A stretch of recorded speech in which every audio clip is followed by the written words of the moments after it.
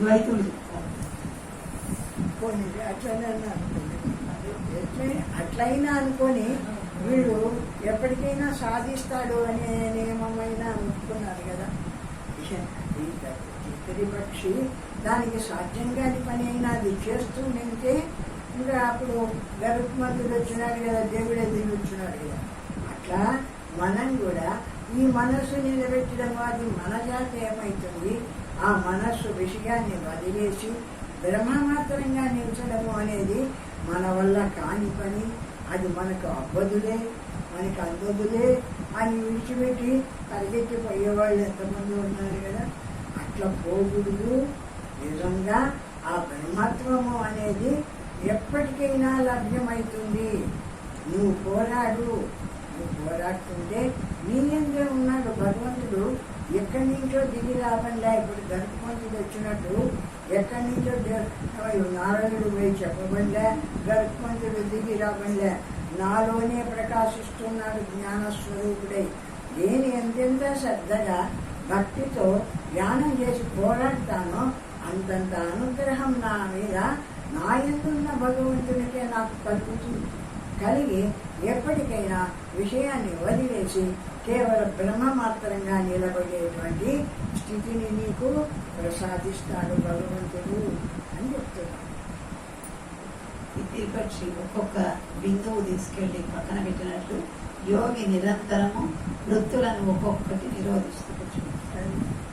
జ్ఞాని అయినటువంటి వాడు ఒక్కొక్క విషయం దగ్గరకు వస్తుంటే వదిలేసి నిలబడుతుంటాడు. ఒక్కొక్క విషయం మళ్ళీ వస్తే వదిలేసి నిలబడు. అట్లా ఇతరి పక్షేత కదా ఒక్కొక్క బొట్టు ఎత్తుకుపోయి బయట ఇడిచిపెట్టినట్టు వీడు కూడా ఒక్కొక్క విషయం మనసులో ఏదైనా వస్తుంటే వదిలేసి నిలబడుతుండు. మళ్ళా ఆ విధంగా ధ్యానం సాధన చేయి, చేస్తే భగవంతుడు అనుగ్రహిస్తాడు ఉంటాడు. ఈ శ్లోకానికి 7 శ్లోకాలలో గౌడపాదిక చెప్పబడుతుంది. ఒక్క శ్లోకానికి అద్వైత పరంగా ఉపాయేన నిగృహ్ణీయ విక్షిప్తం కామభోగయోః సుప్రసన్నం లయే చైవ యథా కామో లయస్తథా. కామభోగముల యందు విక్షిప్తమైన మనస్సును, లయమందు సుఖించు మనస్సును కూడా సక్రమ మార్గములో సంపూర్ణ శిక్షణ ఇచ్చి నిగ్రహించవలను. కామ విషయంలో నువ్వు కోరుకున్నవి నెరవేరినప్పుడు అనుభవించే సుఖం ఒకటి ఉంటుంది కదా. ఆ సుఖం కోసమే కదా నువ్వు అన్ని కోరికలు కోరుకుంటుండేది, అవి నెరవేర్చుకుంటుండేది. అటువంటి సుఖము ఈ బ్రహ్మత్వము, ఈ పరమాత్మ స్థితిని తెలుసుకొని విషయాన్ని అంతా వదిలినప్పుడు, నాకు ఏది వద్దనుకొని ఊరికి ఇచ్చినప్పుడు నిరాకారంగా ఉండేటువంటి శుద్ధ జ్ఞాన స్వరూపమైన పరమాత్మ అయిన నీవు మాత్రమే నిలుస్తున్నావు. విషయాన్ని వదిలేస్తున్నావు, బ్రహ్మమై నిలుస్తున్నావు. ఆ నీవు ఎవరు? జ్ఞానస్వరూపమైన నీవు బ్రహ్మస్వరూపుడివే. ఈ జ్ఞానస్వరూపుడమైన నీవు బ్రహ్మస్వరూపుడివే అయినా కూడా నాకు ఆ విషయం యొక్క సంపర్కంతో విషయ రూపాన్ని పొందినటువంటి మనస్సుతో కూడుకొని నేను జీవుడనైనాను. కానీ ఇప్పుడు ఆ విషయాన్ని వదిలేసి నిలిచినప్పుడల్లా ఒక్క క్షణం నిలబడినేగాక ఆ క్షణం కూడా బ్రహ్మమై నిలుస్తున్నాను. ఎప్పుడెప్పుడు విషయాన్ని వదిలేసి బ్రహ్మమై నిలుస్తున్నాను. ఇప్పుడు నేను క్షణక్షణము కూడా బ్రహ్మమే అవుతున్నాను. ఈ విధమైనటువంటి అనుభవమే నాకు అభివృద్ధి పొందుతుంది. ఆ విధంగా పట్టుదలగా నీవు ఆ పక్షి కదా చేసినట్టు చేస్తే ఇది మనకు అవ్వదని విడిచిపెట్టకుండా ఆ పని చేసినప్పుడు నీకు అప్పుడు ఏమవుతుంది అంటే ఆ బ్రహ్మత్వము సిద్ధిస్తుంది. నువ్వు ఎప్పుడూ ఉండేటువంటి నీవు బ్రహ్మస్వరూపుడివే. కాదంటే విషయ రూపమైన మనస్సు విషయాలను తెస్తుంది కాబట్టి దాన్ని చూడడానికి నువ్వు జీవుడివైతున్నావే కానీ వదిలేసి నిలబడిన నీవు శుద్ధ బ్రహ్మస్వరూపుడివే కదా. మాటి మాటికి వదిలేసి నిలబడుతుంది. అట్లా వదిలేసి నిలబడడం నేర్చుకో. ఏ విషయమో వద్దు, ఏ జ్ఞానము వద్దు, ఏ మంత్రము వద్దు, ఏ తంత్రము వద్దు. విషయాన్ని వదలడము, ఊరికి నిలబడడం, మౌనంగా నిలబడడం, నిశ్శబ్దంగా. అట్లా నిలబడుతూ ఉన్నప్పుడు అంతా కూడా నీవు నీ జీవత్వము ఈ బ్రహ్మమై నిలుస్తుంది. నీవు అట్లా లేకుండా విషయ రూపమై నిలుస్తున్నంతసేపు జీవుడైతున్నావు. ప్రపంచ విషయాన్ని పొంది జీవుడైపోతున్నావు. ఈ జ్ఞానం కలిగి ఈ విషయం నాకు వద్దు, కేవలం జ్ఞాన స్వరూపమైన ఏ బ్రహ్మమన్నానో ఈ బ్రహ్మము నా స్వరూపము అని విషయాన్ని అట్లా వదిలేది జ్ఞానమాత్రంగా నిలిచి దాన్ని చూసేటువంటి జ్ఞానము నీ స్వరూపంగా అదిగా నిల్చు. అట్లా నిలిచి ఆ బ్రహ్మత్వాన్ని నువ్వు ఈ శరీరంతో ఉన్నప్పుడే పొందుతావు. అట్లా నాకు పొందడానికి కాదు, అది మన వల్ల కాదు అని విడిచిపెట్టేయకూడదు. విడిచిపెట్టినవాడు వాడు అజ్ఞాని, దరిద్రుడు. వాడికి అంతే వాడి జన్మ మరణాలతో వస్తుండవలసిందే, పోతుండవలసిందే. పట్టుదలగా సాధించినాడే వీడు ఎప్పటికైనా మోక్షాన్ని పొందుతాడు.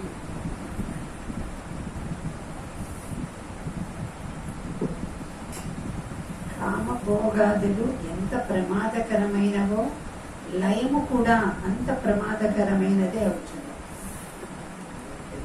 మనోలయం కూడా అంత ప్రమాదం. లయం అంటే నిద్రలో పోవడం కూడా అవుతుంది.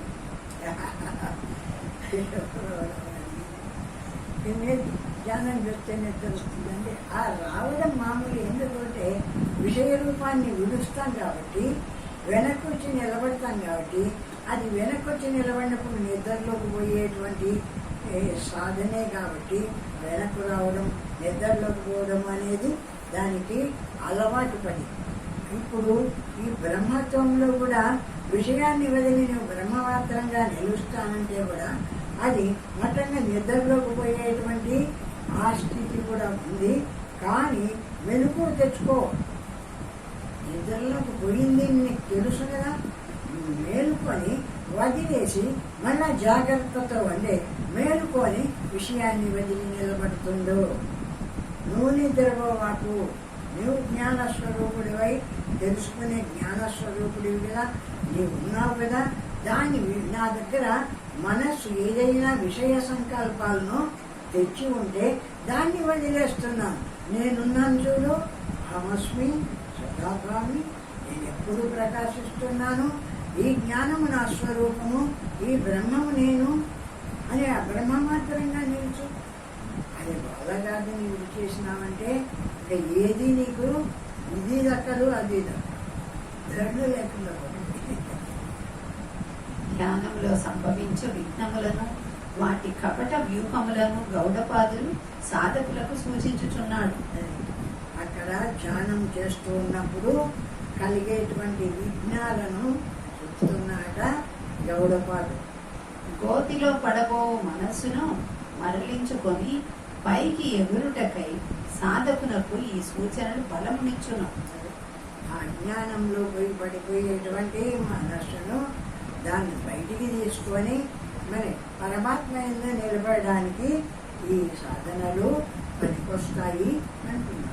ఈ స్థితిని సంస్కృత పరిభాషలో లయము అందురు. లయము అనగా నిద్ర లేక కునికిపాటు. అది చాలా మంది ధ్యానం చేసిన వాళ్ళ నుంచి నిద్రలోకి పోతారు. ఎందుకంటే ఆ మనస్సుకు విషయం ఏది లేకపోతే నిద్రలోకి పోవడం అనేది కొన్ని జన్మల అలవాటు. విషయం ఉంటే విషయాన్ని బాగా చూసుకుంటూ ఉంటాం చక్కగా. విషయం ఏది వద్దనుకొని నిలబడినాడో ధ్యానం చేయాలని నిద్రలోకి పోతాం. ఇది మామూలుగా అందరికీ ఉండేది. ఈ మనస్సును శాంతింపజేసి విషయ క్షేత్రముల నుండి మరలించి ఏకాగ్రత కలుగునట్లు చేయగానే అది నిద్ర వంటి లయములో పడుచున్నది. ఆ విషయాలన్నింటినీ వదిలేసి దాని మనస్సు నిలబెట్టి ఏకాగ్రంగా నిలవాలనుకుంటుండగానే అది నిద్రలోకి పోతుంది. ఆ లయ స్థితి మనము సాధారణంగా పొద్దు నిద్ర వంటిది కాదు. అది ఆనందాతిశయం నందు ఒక స్థితి. దానినే పారవస్య స్థితి అని కూడా అందరు. అయితే మామూలు నిద్ర కంటే శ్రేష్టమైంది. ఏమంటే మామూలు నిద్ర అయితే ఏది తెలియని స్థితిలో పోతుంది. ఇక్కడ బ్రహ్మాన్ని అనుకుంటున్నాడు కదా, వీడు మంచి పని చేయాలనుకున్నాడు, పొరపాటున దానికి మనసుకి ఏ విషయం లేకపోయేవాడికే అది నిద్రలో పోయింది. వీడి ప్రయత్నం ఏమిటిది? వీడికి ఏం చేయవాలనుకున్నాడు? నిద్రపోవాలనుకున్నాడా? అనుకోలే. వీడు ధ్యానం చేయాలని వీడు కూర్చోవడమేమో బ్రహ్మమందే విషయాన్ని వీడి బ్రహ్మమాత్రంగానే నిలబడినాడు. మధ్యలో అది వచ్చింది, అది జారిపోయింది, అది నిద్రలో పోయింది. అట్టి సమయములో మన మనస్సును మేలుకొలిపి మరలా పనిచేయనట్లు చేయవలనని గురువు ఉపదేశించుతున్నాడు. నిద్రలోకి పోతున్న దాన్ని మళ్ళా మేలుకొలిపి బ్రహ్మమాత్రంగా నిలిపి, అందుకే మౌనంగా నిశ్శబ్దంగా నిలవడం కాదు, బ్రహ్మస్వరూపాన్ని బాగా తెలుసుకోవాలి. ఈ జ్ఞాన స్వరూపం కదా నా స్వరూపం. జ్ఞానమాత్రంగా నిలబడు, దానికి జ్ఞానాన్ని అందించు. ఆ మనస్సుకు ఆ బ్రహ్మస్వరూపం ఉండే జ్ఞానస్వరూపం, సర్వాన్ని తెలుసుకుంటున్న జ్ఞానస్వరూపం ఉంది కదా, ఆ జ్ఞానం నేనున్నాను తెలుసుకుంటుండే జ్ఞానస్వరూపుడనైనా నేనెక్కడ పోయినాను లేకుండా నేనున్నాను. ఇప్పుడు ఆ మనస్సు లేకుండా పోయింది, అంతేగాని నేనున్నాను చూడు. ఆ మనస్సు లేని స్థితిని కూడా తెలుసుకుంటున్న జ్ఞాన రూపమైన నేనున్నాను అని ఆ జ్ఞాన రూపాన్ని మరలించి నేనున్నాను నేనున్నాను అహమస్మి సదాభామి కదాచిన్మహమప్రియ బ్రహ్మైవాహమతసిద్ధం సచ్చిదానంద లక్షణం. నేను లేకుండా ఎప్పుడూ పోలేదు, నేను ఎప్పుడూ ఉంటున్నాను. అది నిద్రలో పోయినా కూడా నేనున్నాను. దాన్ని నిద్ర చూస్తూ కూడా నేనేమో మేలుకున్నాను, నేనే నిద్రపోయేవాడిని కాదు. అజమ నిద్రమ స్వప్నమనమరు, నేను నిద్రపోయేవాడిని కాదు అని నీ జ్ఞానస్వరూపాన్ని యొక్క ఆ జ్ఞానాన్ని బాగా విమర్శించుకొని, ఇది కదా నా స్వరూపము, ఆ నిద్రపోతుండే ఆ మనస్సుకు నాకు ఏం సంబంధం ఉంది? అది అజ్ఞానంలో లయించింది, నేనున్నాను చూడు. అది పోయిందని చూసిన జ్ఞానస్వరూపమైన నేను అది పోయిందని నాకు ఎవరు చెప్తున్నారు? ఆ మనస్సు లయమైపోయిందని ఎవరు చెప్తున్నారు? నా జ్ఞానం చెప్తుంది. నా జ్ఞానం లయం కాలేదు, నా జ్ఞానము జ్ఞానంగానే ప్రకాశిస్తుంది. ఆ మనోబుద్ధులు అవి లయమైపోయినాయి. నేనున్నాను చూడు, అహమస్మి సదాభామి, నేనెప్పుడు ప్రకాశించేవాడిని, నేనెప్పుడు లయమయ్యేవాడిని కాదు. ఆ విధంగా నీ తత్వాన్ని నువ్వు బాగా విమర్శ చేసుకొని దానికి నూనె పోస్తూ వచ్చినావంటే అప్పుడు నేను నిద్రపోతున్నాను అనేటువంటి విషయాన్ని వదిలేస్తుంది. ఆ మనస్సు నేను కాదు, ఆ నిద్రపోయే మనస్సు నేను కాదు, దాన్ని తెలుసుకుంటుండే జ్ఞానస్వరూపం నేను పరమాత్మ. నేను నిద్రపోలే. నిజమైన సాధకులకు కోరికలెట్లు నాశనము చేయినో లయము కూడా అట్లే అతనిని ఆకర్షించి పడుతుంది. ఆ కోరికలు ఎట్లా ప్రపంచంలోకి బంధించి లాక్కుపోతాయో ఆ నిద్ర కూడా అట్లే లాక్కపోతుంది అంటారు. కావున ధ్యానించువాడు లయమందు గాని అనంతమైన కోర్కెలందు గాని తగులుకొని ఉన్నంత వరకు అతడు మనస్సును జయించడంలో సఫలుడు కాలేదు. ఆ కోరికలు కోరికలను నెరవేర్చుకోవాలనుకోవడంలోనూ ఈ నిద్రలోనూ ఈ రెండింటినీ వదిలి నేను ఎప్పుడూ ఉంటున్నాను చూడు. ఆ నిద్రను కూడా చూస్తూ ఉన్నాను చూడు. నేను ఎక్కడ నిద్రపోయినాను? ఒకవేళ నీకు నిద్ర వచ్చిందనుకో, నీ మనసు ధ్యానం చేస్తున్నప్పుడు నిద్రలో పోయిందనుకో, ఈ నిద్రను చూసిన నేనేమైనాను? నేను నిద్రపోలేదు కదా. నేను నిద్రపోయి ఉంటే అది నిద్రపోయింది, నాకు ఎట్లా తెలుస్తుంది? నేను నిద్రపోయి ఉంటే దాని నిద్ర నేను తెలుసుకోలేదు కదా. కానీ మనస్సు నిద్రపోతుంది అనే విషయాన్ని నేను ఎట్లా తెలుసుకున్నాను? నేను మేలుకు ఉండేవాడిని కాబట్టి, నేను ఎప్పుడూ జ్ఞానస్వరూపుణ్ణి కాబట్టి, నాకు నిద్ర లేదు కాబట్టి, అది అజం. దీంట్లోనే అజం నిద్ర స్వప్నం. ఆ అజము పుట్టినది, నిద్ర లేనిది, ఎప్పుడు స్వప్నం లేనిది, ఎప్పుడు ప్రకాశిస్తుండే జ్ఞానం కదా నా స్వరూపం. ఆ జ్ఞానమైన నేను ఎక్కడ నిద్రపోయినాను, నేను మేలుకొన్నాను చూడు అని జ్ఞానం మీదకి నీ మనస్సును, అంటే విషయాల నుండి విషయాల్లో నిద్రపోతుంది అనిపించకుండా ఈ జ్ఞానం మీదకి తెచ్చి, ఇది కదా నా స్వరూపము, ఈ నేను కదా పరమాత్మను, నేను ఎక్కడ నిద్రపోయినాను అని ఆ జ్ఞాన స్వరూపంతో నువ్వు మేలుకోగలుగుతుంటే, ఆ విధమైనటువంటి మెలకువను దానికి అభ్యాసం చేయాలా. ఈ నిద్రపోయే నేను కాదు, ఆ మేలుకుండేవాడిని నేను, దాన్ని చూసేటువంటి వాడిని నేను, అది నా స్వరూపము అని ఆ జ్ఞాన స్వరూపాన్ని అలవాటు చేయాలా.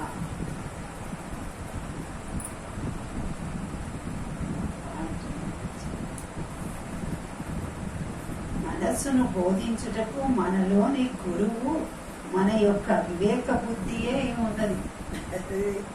ఎక్కడో లేడు గురువు, బయట నుంచి గురువు నీకు ఎంతసేపు బోధిస్తాడు, ఎంతసేపు చెప్తాడు. బయట ఉండే గురువు నీ లోపల ఏ జ్ఞానం అనే గురువు ఉన్నాడో ఆ గురువే చాలు. ఎప్పుడెప్పుడు మనస్సు నిలిచిపోతుందో, నిద్రలో పోతుందో అప్పుడంతా కూడా కనుక్కొని, ఇది కాదు నా స్థితి, ఇది అని నేను ఈ పరమాత్మను, ఈ మేలుకోండేవాడిని నేను కానీ ఆ నిద్రపోయిన మనస్సు నేను కాదు అని చెప్తూ ఉండేవాడేవాడు నా జ్ఞానస్వరూపమైన ఆ పరమాత్మ.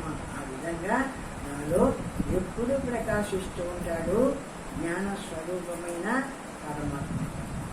సాధారణ మానవుని యొక్క బుద్ధి వరలోని కత్తి వలె ఉంది.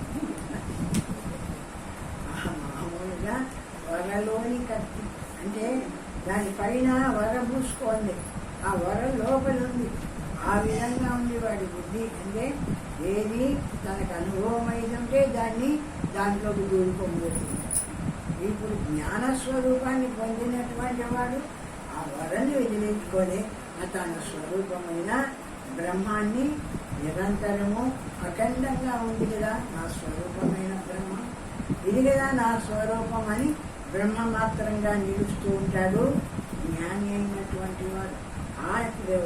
ఆ నిద్రలో పోయే ఆ మనస్సు, ఆ బుద్ధి నేను కాదు, దాన్ని చూస్తూ ఉండేటువంటి శుద్ధ జ్ఞానస్వరూపుణ్ణి. అందుకే అజమనిద్రమ స్వప్నమనామకమరూపకం. ఎందుకు పరమాత్మకు ఆ లక్షణం చెప్పినాడు? అది పుట్టనేది, నిద్రపోయింది, స్వప్నం లేనిది, రూపం లేనిది, పేరు లేనిది, ఈ విధంగా ఉండేటువంటి పరమాత్మ నా స్వరూపము.